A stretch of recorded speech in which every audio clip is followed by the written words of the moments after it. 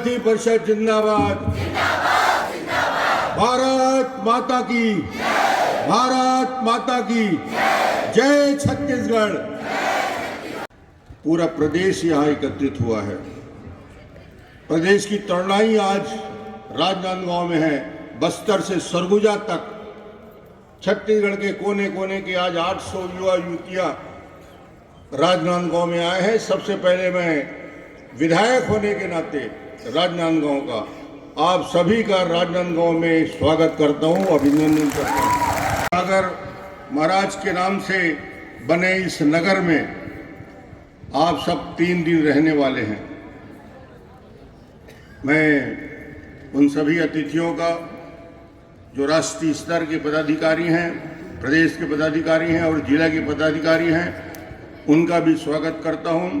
मंत्री बनने वाले विद्यार्थी परिषद से ही निकले अरुण साव जी का विशेष स्वागत करता हूं।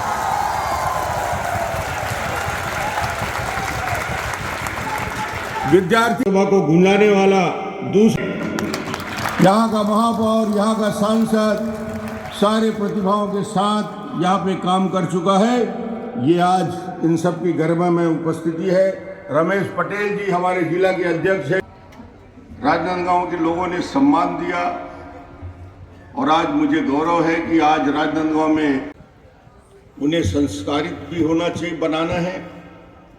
राष्ट्रभक्त तो हैं ही, और जब विद्यार्थी परिषद में जब वो काम करते करते आगे बढ़ते हैं तो दुनिया के सारे रास्ते उनके लिए खुल जाते हैं। ये विद्यार्थी परिषद का संस्कार है।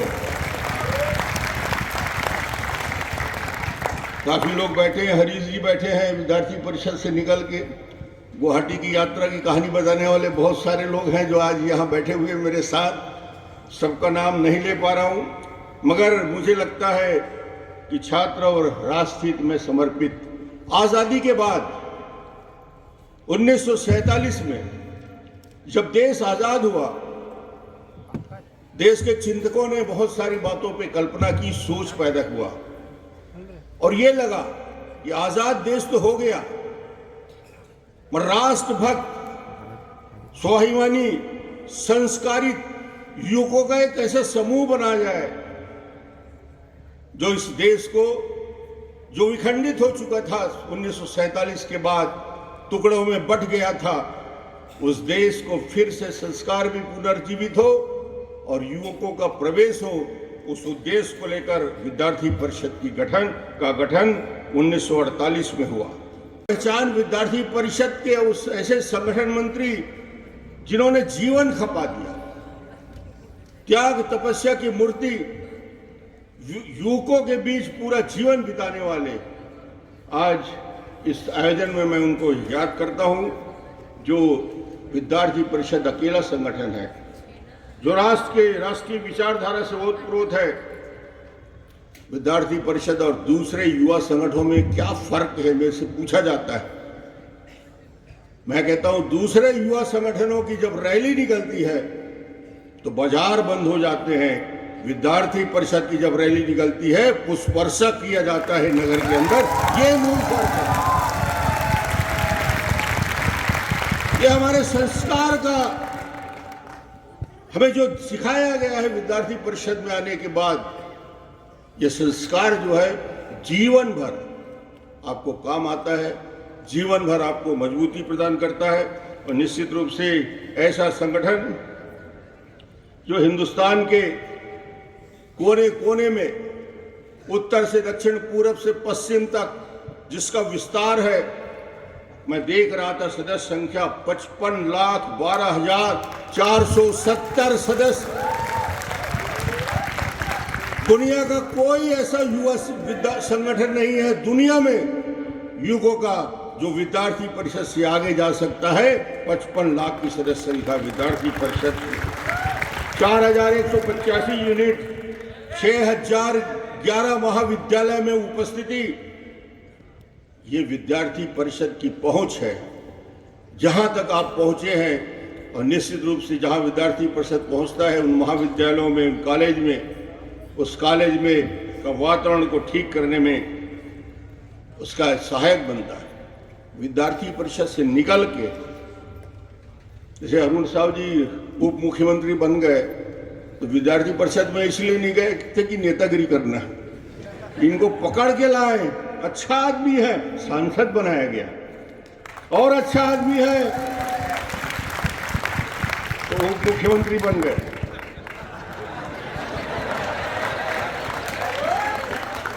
इसलिए आप लोग काम किए जाओ, कल की चिंता छोड़ दो, तपस्या करने से ही फल मिलता है। कल क्या होगा संगठन के बैठे हुए निर्माताओं के ऊपर छोड़ दीजिए, आप 24 घंटा काम करते जाइए, मेहनत करते जाइए, संगठन आपकी चिंता कर लेगा, करता है।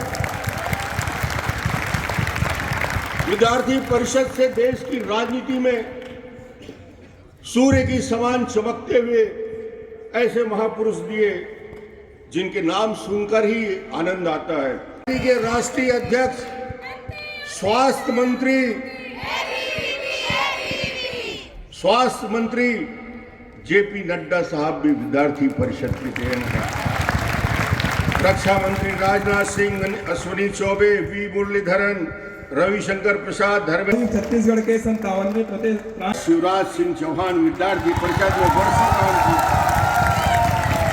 जयराम ठाकुर, देवेंद्र फडणवीस, महाराष्ट्र का तीसरी बार मुख्यमंत्री बनने वाले देवेंद्र फडणवीस, विद्यार्थी परिषद सिंह धामी, सुनील कुमार मोदी, ये अपने अपने समय में विद्यार्थी परिषद में झंडा उठा के संघर्ष करने वालों की अग्रिम पंक्ति में थे। अरुण जे परिषद से हैं, अरुण साव, सुनील सोनी, इतने नाम गिनाऊंगा कि शाम तक गिनते ही रह जाओगे। मैं तो बता रहा हूं कि ये लोग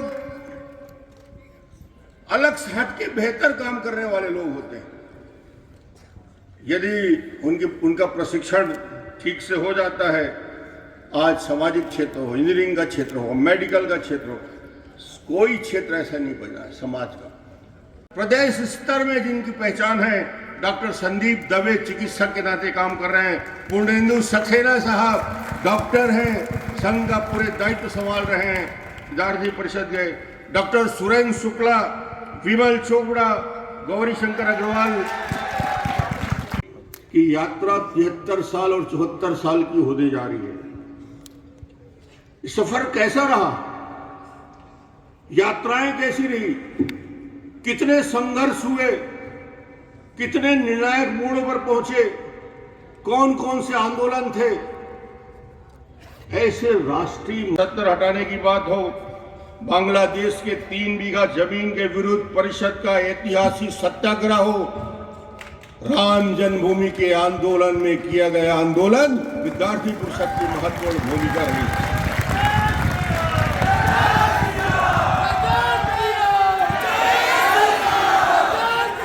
हुआ तिरंगे का अपमान, वहीं करेंगे तिरंगे का सम्मान, ये विद्यार्थी परिषद का नारा था।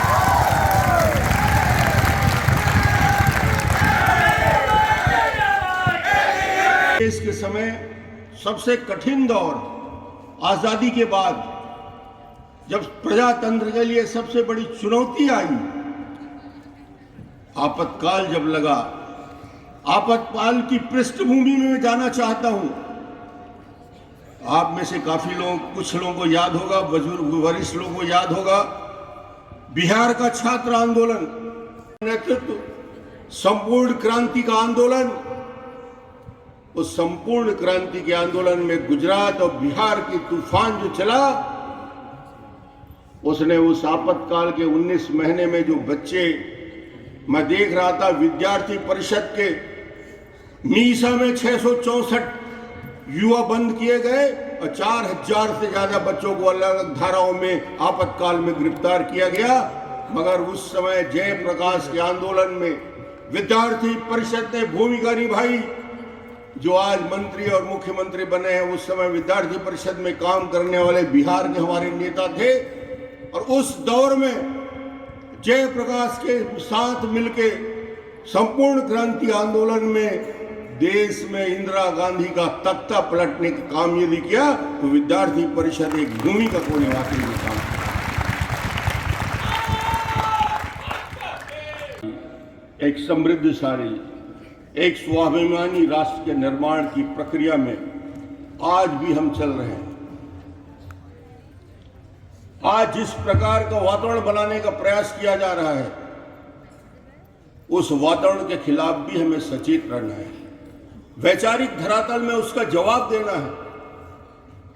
आरक्षण के नाम में गलत अफवाह फैलाया जाता है, संविधान के नाम से गलत सलत बातें की जाती है।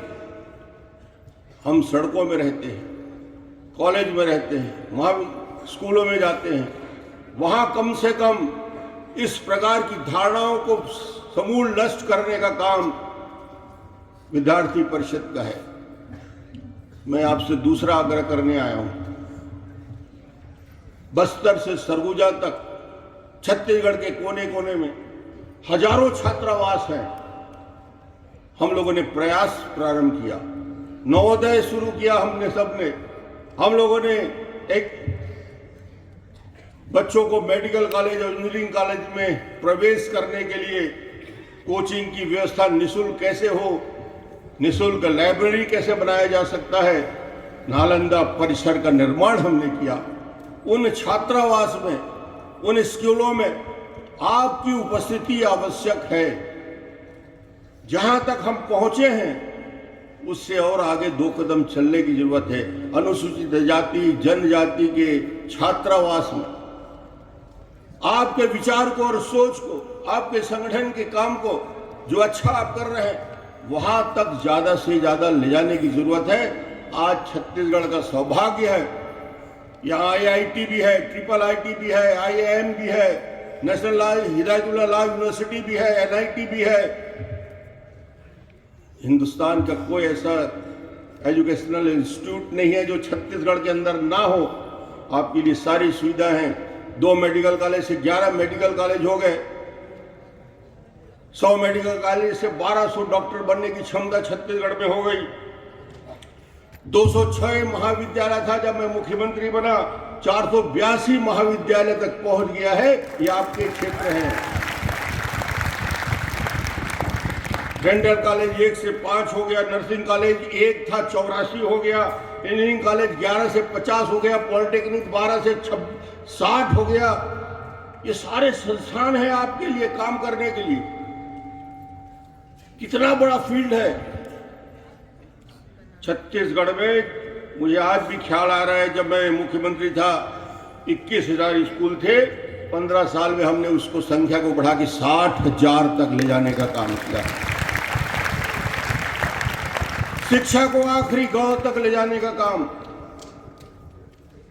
बोलते हैं ना, सरकार कुछ भी हो क्या फर्क पड़ता है। फर्क पड़ता है भैया, 5 साल देख डाले हो ना कैसन हो त्रिशूल। 5 साल छत्तीसगढ़ ने देख लिया सरकार और सरकार का फर्क। घोटालों से पेपर भरे रहते हैं, शराब घोटाला, कोयला घोटाला, उसकी बात मैं नहीं करता, घंटा लग जाएगा। मैं आज अच्छे बात करूंगा। नॉर्थ ईस्ट में अंतरराज्य छात्र जीवन दर्शन गुवाहाटी का जो सेंटर, नॉर्थ ईस्ट के बच्चों के साथ एक्सपोजर का अवसर। पूरे हिंदुस्तान के बच्चे नॉर्थ ईस्ट जाते हैं, असम जाते हैं, गुवाहाटी में जाते हैं और वहां के कल्चर को देखते हैं, वहां के कल्चर से मिलते हैं। हम जब तक बस्तर के लोग सरगुजा के लोग, बस्तर राजनांदगांव के लोग, दंतेवाड़ा, बीजापुर, कोंडागांव नहीं जाएंगे, दुर्ग के लोग जब तक बलरामपुर तक नहीं जाएंगे, छत्तीसगढ़ को नहीं जान पाओगे। छत्तीसगढ़ छोटा नहीं है। 1,36,000 स्क्वायर किलोमीटर है छत्तीसगढ़। अकेला बस्तर केरल से बड़ा है। अकेला केरल, बस्तर हमारा संभाग केरल से बड़ा है। इसलिए विद्यार्थी परिषद में हो तो थोड़ा चक्कर लगाने की भी आदत डालो। छत्तीसगढ़ को देखो, समझो, समझने का प्रयास करो और लोगों के साथ, बस्तर के लोगों को, सरगुजा के लोगों को और लोगों को अपने साथ जोड़ के और बेहतर संगठन को आगे बढ़ाने का काम करो। आज तो मैं मिलने आया था, मुझे लगा राजनांदगांव में पूरा छत्तीसगढ़ आने वाला है, तो मुझे पता नहीं बुलाते कि नहीं बुलाते। मैंने ही बोला मैं आऊंगा, क्योंकि राजनांदगांव में कार्यक्रम हो रहा है। तो बार बार फोन आया कि आपको आना है। मुझे बहुत अच्छा लगा कि आज आपके बीच हूँ। युगों के बाद आने में एक फायदा होता है, थोड़ी आप लोगों की एनर्जी हमको मिल जाती है और कुछ नहीं। अब 70-74 साल में एनर्जी युगों से ही मिलेगी, और थोड़ी भी हो एनर्जी हमारी जो जीवन के जो हम लोगों ने किया है उससे आप भी ले सकते हो। ऐसा नहीं है, म्यूचुअल होता रहता है। तो आज मैं आया था, आपसे मिलने आया था, बहुत अच्छा लगा। खूब बेहतर काम करिए। छत्तीसगढ़ में अपार संभावना है। छत्तीसगढ़ की इतनी बड़ी ताकत है कि आने वाले 10-15 साल में आप तो रहेंगे, हम लोग तो नहीं रहेंगे, 15-20 साल बाद देखेंगे ये छत्तीसगढ़ जितना पोटेंशियल है, जितना लोहा है, जितना सोना है, जितना कोयला है, जितना बिजली हम पैदा कर सकते हैं, जितना उपजाऊ जमीन है, जितना शानदार साल के, सैगुन के, औला, हर्रा, बहर्रा से लेकर कुसुम से लेकर इसके जंगल हैं, इतनी ताकत है छत्तीसगढ़ के अंदर। कोयले का भंडार है, 100 साल खत्म नहीं होगा। आयरन ओर हमारे पास है कि 200 साल खत्म नहीं होगा। हम दुनिया के, हिंदुस्तान के सबसे बड़े विकसित राज्यों में पहले और दूसरे नंबर में रहेंगे। आने वाला कल,